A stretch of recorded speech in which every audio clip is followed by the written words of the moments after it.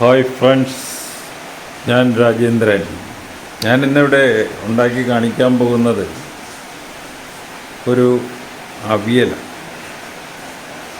അവിയലിന് ഒരു ഭാഗം കഷ്ണങ്ങൾ, ഒരു ഭാഗം അരപ്പിന് വേണ്ട സാധനങ്ങൾ.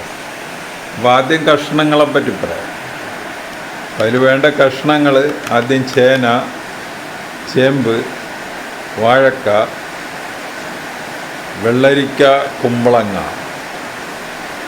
ഉരുളൻകിഴങ്ങ്, മുരിങ്ങാക്കോല്, പടവലങ്ങ, അച്ചിങ്ങാപ്പയർ, ഒരു മാങ്ങയുടെ കഷ്ണം, ഒരു ക്യാരറ്റ്. പിന്നെ ഇതിൽ വേണ്ടത് വേപ്പില വേണം, പച്ചമുളക് വേണം. അത് കഴിഞ്ഞ് അരപ്പിന് വേണ്ട സാധനങ്ങൾ ഒരു ഇച്ചിരി ജീരകപ്പൊടി വേണം, ഒരു തേങ്ങയുടെ പീര വേണം, പച്ചമുളക് വേണം, ഉള്ളി വേണം,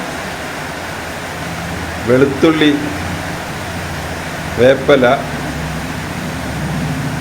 മഞ്ഞൾപ്പൊടി, ആവശ്യത്തിന് ഉപ്പ്. ഇത്രയും സാധനങ്ങൾ. പിന്നെ നമുക്ക് വേണ്ടത് കുറച്ച് കൂടുതൽ എണ്ണ വേണം, പച്ച വെളിച്ചെണ്ണ. അപ്പോൾ ആദ്യം നമ്മൾ ഈ കഷ്ണങ്ങളൊക്കെ ഒന്ന് അരിഞ്ഞെടുക്കണം. ആദ്യം കഴുകണം. കഴുകിക്കഴിഞ്ഞ് അരിയാവുള്ളൂ. പച്ചക്കറി യാതൊരു കാരണവശാലും അരിഞ്ഞു കഴിഞ്ഞ് കഴുകരുത്. അപ്പോൾ എല്ലാം നമ്മൾ അരിഞ്ഞെടുത്തിട്ടുണ്ട്. ബാക്കിയുള്ള പ്രൊസീജിയറിലോട്ട് കടക്കാം. അപ്പോൾ ആദ്യമായിട്ട് നമ്മൾ ഈ കഷ്ണങ്ങൾ എല്ലാം ഒരു ചെറിയ ഉരുളിയിൽ ഇടുക. ഈ ടൈപ്പ് ഒരു ഉരുളിയുടെ അകത്ത് കഷ്ണങ്ങളെല്ലാം ഇടും. ഇനി ആ പച്ചമുളക് ഇങ്ങനെ നടുവേ കീറി അതിടും.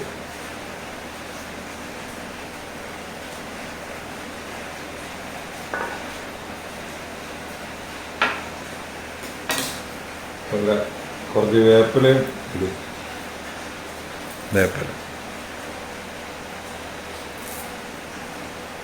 ഇനി അതിലേക്ക് ഒരു 1/2 ടീസ്പൂൺ മഞ്ഞൾപ്പൊടി,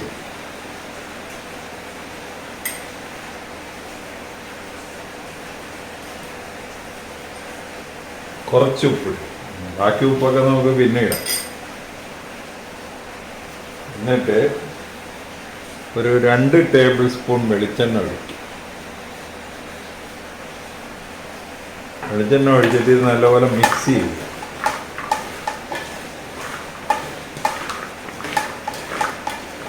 വെളിച്ചെണ്ണ ഇത്തിരി കൂടിപ്പോയെന്ന് പറഞ്ഞ് കുഴപ്പമൊന്നും. അതിനെ ഇത് അടുപ്പത്ത് വെക്കുക.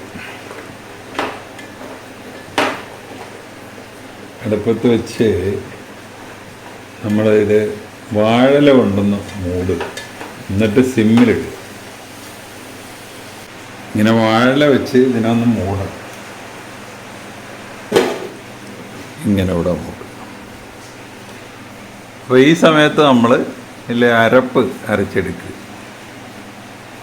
അത് അരപ്പ് അങ്ങ് ഭയങ്കരമായിട്ടൊന്നും നല്ല മഷി പോലെയൊന്നും അരക്കുകയൊന്നും ചെയ്യരുത്. ചുമ്മാ ഒന്ന് ചതഞ്ഞ് കിട്ടണം. ഈ ചമ്മന്തിയൊക്കെ അരക്കണ പോലെ അരച്ചാൽ മതി.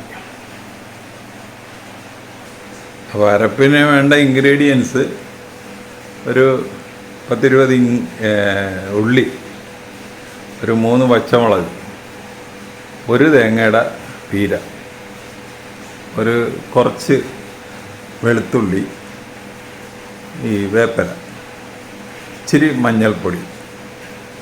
അതൊന്ന് ഒതുക്കിയെടുക്കണം, അല്ലാതെ അരക്കുക. അപ്പോൾ ഇതിൽ നമ്മൾ ഇടേണ്ട ഒരു കാര്യം പറയാൻ മറന്നുപോയി. ഈ ജീരകത്തിൻ്റെ പൊടി, അത് ജീരകമായാലും മതി. ഇപ്പോൾ ഇവിടെ ജീരകപ്പൊടിയേ ഉള്ളതുകൊണ്ട് ജീരകപ്പൊടിയും കൂടി ഇട്ട്, മഞ്ഞൾപ്പൊടി, ഉപ്പ് എല്ലാം ഇട്ടിട്ടുണ്ട്. ഇനി ഇതൊന്ന് ഒതുക്കിയെടുക്കണം. ഇതൊന്ന് ഒതുക്കിയെടുത്തിട്ടുണ്ട്. തേങ്ങാപ്പീരയും മഞ്ഞൾപ്പൊടി, ജീരകപ്പൊടി എല്ലാം കൂടെ ഇട്ട് ഒതുക്കിയെടുത്തിട്ടുണ്ട്. ഇനി നമുക്ക് ഇത് തുറന്ന് നോക്കാം.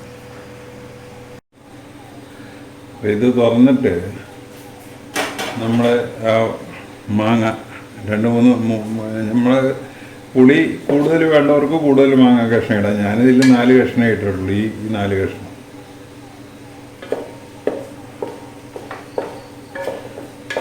ചേന വേകുക എന്നുള്ളതാണ്. ചേന വെന്ത് കഴിഞ്ഞാൽ എല്ലാം വെന്തെന്നുള്ളതാണ് അതിൻ്റെ അർത്ഥം. ചേനക്കാണ് ഇതിൽ ഏറ്റവും വേവ് കൂടുതൽ വേണ്ട സംഗതി. ഒന്നുകൂടെ മൂടി വെക്കുക.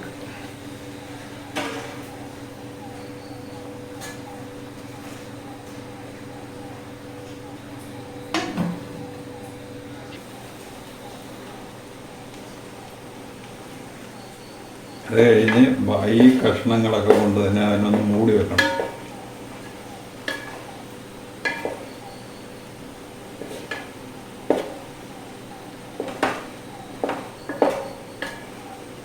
എന്നിട്ട് ഒന്നുകൂടെ ഈ ഇലയിട്ട് മൂടി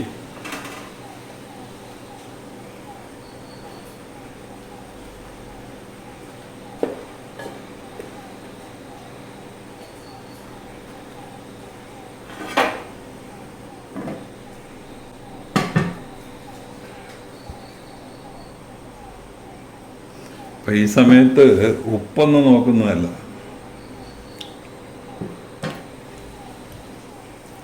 ഉപ്പ് കുഴപ്പമില്ല.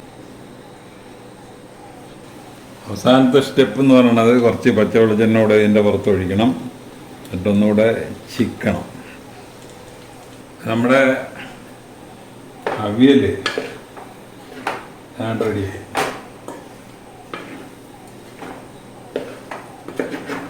അപ്പോൾ ചേനയൊക്കെ നന്നായിട്ട് വെന്തിട്ടുണ്ട്.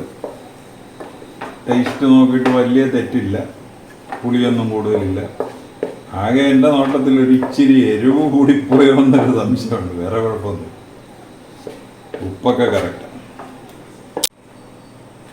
നമുക്കൊരു സെർവിങ് ഡിഷിലോട്ട് മാറ്റാം.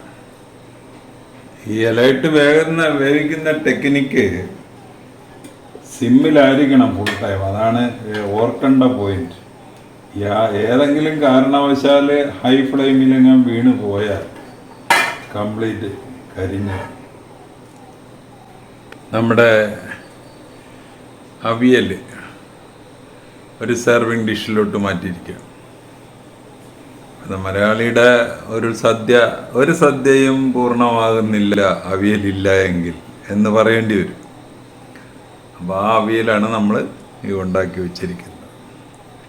അപ്പോൾ ഈ റെസിപ്പി, ഈ പറഞ്ഞ റെസിപ്പി അനുസരിച്ച് ഒന്ന് ഉണ്ടാക്കി നോക്കുക. ഉണ്ടാക്കി നോക്കിയിട്ട് ഇഷ്ടപ്പെട്ടുവെങ്കിൽ ഞങ്ങളുടെ ചാനൽ സബ്സ്ക്രൈബ് ചെയ്യുക, കമൻറ്റ് ചെയ്യുക. വേറൊരു വീഡിയോ ആയിട്ട് നമുക്ക് വീണ്ടും കാണാം. Thank you.